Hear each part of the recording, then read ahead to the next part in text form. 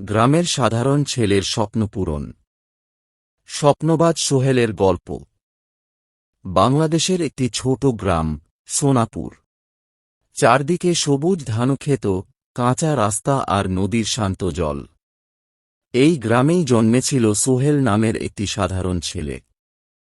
সোহেলের বাবা আব্দুল মালেক ছিলেন একজন কৃষক।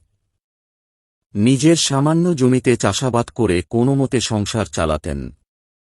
মা রোকেয়া বেগম ছিলেন গৃহিণী।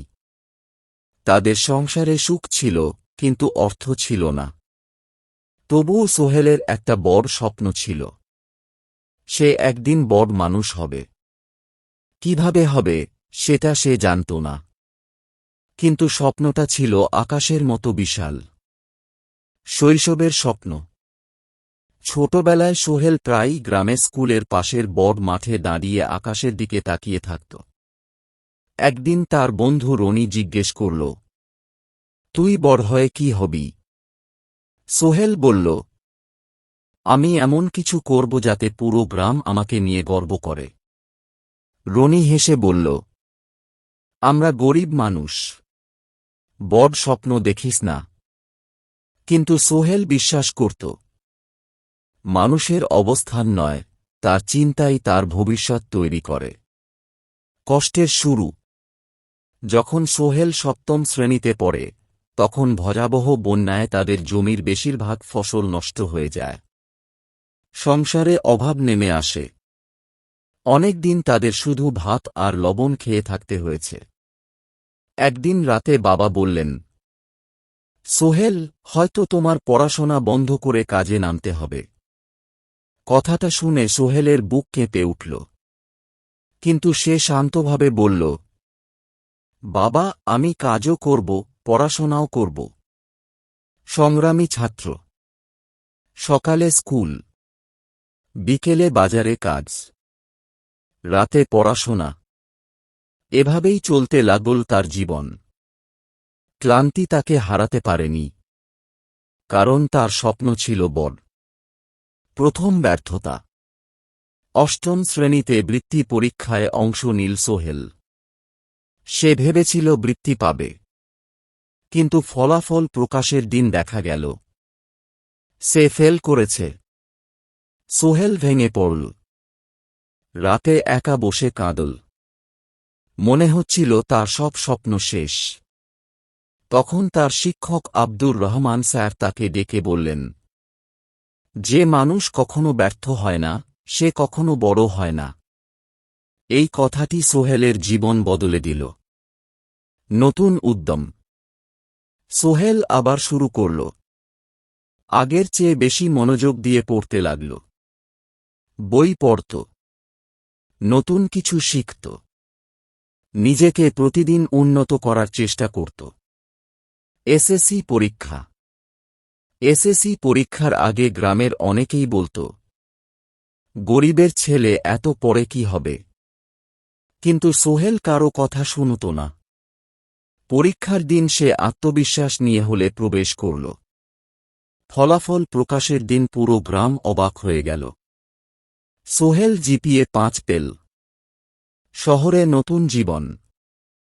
ভালো ফলাফলের কারণে সে শহরের একটি নামকরা কলেজে ভর্তি হওয়ার সুযোগ পেল। কিন্তু সমস্যা হল টাকা। ভর্তি ফি দেওয়ার মতো অর্থ ছিল না। পুরো গ্রাম মিলে সাহায্য করল।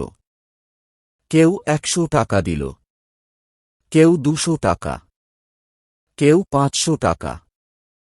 সোহেল সেদিন বুঝেছিল, ভালো মানুষদের ভালোবাসাই সবচেয়ে বড় সম্পদ। শহরের বাস্তবতা। শহরে এসে সে নতুন পৃথিবী দেখল। উঁচু বিল্ডিং, বড় রাস্তা, আধুনিক জীবন। প্রথম দিকে সে খুব অস্বস্তি বোধ করত। নিজেকে গ্রামের ছেলে বলে ছোট মনে হতো। কিন্তু পরে বুঝল, জ্ঞান ও দক্ষতার সামনে গ্রামের বা শহরের কোনো পরিচয় নেই। কম্পিউটারের জগৎ।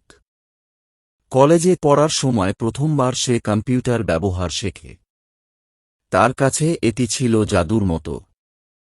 সে ঘণ্টার পর ঘণ্টা কম্পিউটার ল্যাবে কাটাত। বন্ধুরা আড্ডা দিত। সে শিখত। বন্ধুরা সিনেমা দেখত। সে অনলাইন কোর্স করত। বড় স্বপ্ন। একদিন সে ইন্টারনেটে একজন সফল উদ্যোক্তার গল্প পড়ল। সেদিন তার মাথায় নতুন চিন্তা এল। সে শুধু চাকরি করবে না, সে নিজেই একদিন কর্মসংস্থান তৈরি করবে। বিশ্ববিদ্যালয় জীবন। বিশ্ববিদ্যালয়ে ভর্তি হওয়ার পর তার সংগ্রাম আরও বেড়ে গেল। টিউশনি করত, রাতে ফ্রিল্যান্সিং শিখত, দিনে ক্লাস করত, কখনো কখনো মাত্র 4 ঘন্টা ঘুমাত। তবুও হাল ছাড়েনি। প্রথম আয়।